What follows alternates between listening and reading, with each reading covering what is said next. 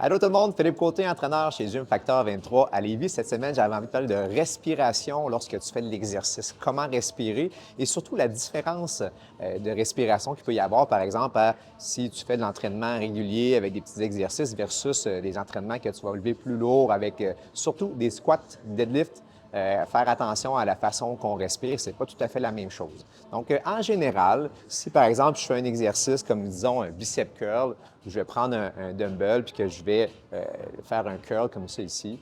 En règle générale, lorsqu'on fait la partie concentrique, ça veut dire lorsque mes fibres musculaires se rapetissent ensemble et se contractent, on va sortir l'air. Souvent, ce que je dis, c'est qu'il faut sortir l'air dans l'action. Donc, je fais l'action de fléchir mon bras. Donc, je sors l'air quand je fais l'action de fléchir le bras. Puis, je vais entrer l'air lorsque je retiens la charge. Donc, j'inspire à la descente. Si, par exemple, je fais un exercice où je pousse, bien, je sors l'air quand je pousse. Si je fais un exercice que je tire, je sors l'air quand je tire. Ça, c'est les recommandations générales. Mais qu'est-ce qui se passe lorsqu'on arrive avec des exercices comme du squat ou même du deadlift? Il va falloir adapter notre respiration parce qu'on a besoin de beaucoup de stabilité au niveau de tout ce qui est notre tronc. Okay? Et puis le tronc, on veut le protéger lorsqu'on fait des squats et lorsqu'on fait du deadlift. C'est pour éviter, entre autres, les blessures au bas du dos.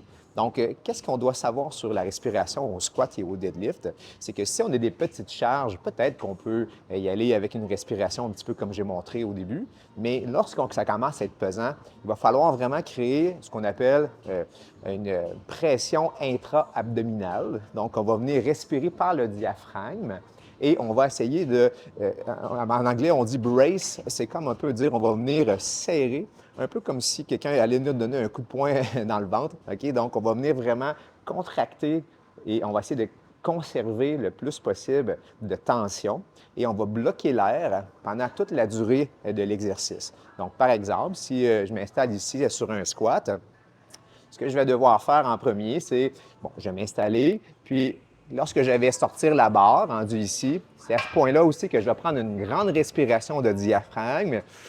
Je vais conserver mon air, je garde mon air dans la descente, je garde mon air dans la montée, je garde mon air tout le temps. Puis c'est rendu ici en haut que je peux peut-être respirer à nouveau pour faire la même chose. Quand vous squattez pesant, il faut conserver le plus possible d'air dans notre tronc pour s'assurer qu'au niveau vraiment stabilité du tronc, on en a tout le temps.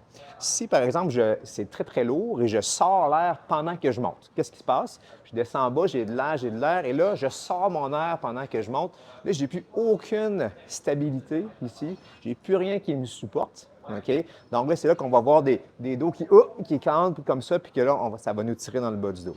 Donc, quand c'est lourd en squat, toujours conserver son air à la descente et aussi à la montée. All right?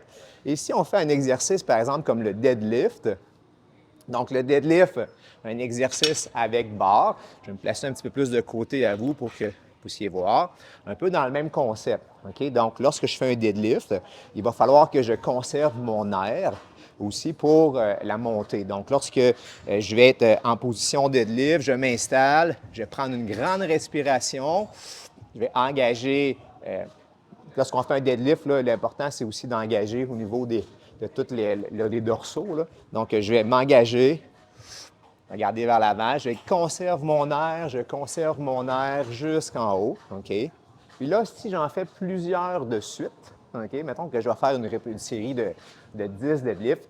Moi, je vais te suggérer même de reprendre une respiration en haut et bloquer à nouveau pour faire ta toucher, repartir, et là, tu pourras sortir ton air vraiment quand tu auras terminé ta rep complètement en haut, surtout si tu fais une séquence complète. Donc, c'est très important de comprendre la différence entre faire de la respiration pour un exercice comme un petit bicep, quelque chose comme ça, versus lorsque tu vas prendre des charges très, très lourdes dans des mouvements tels deadlift, tel le squat.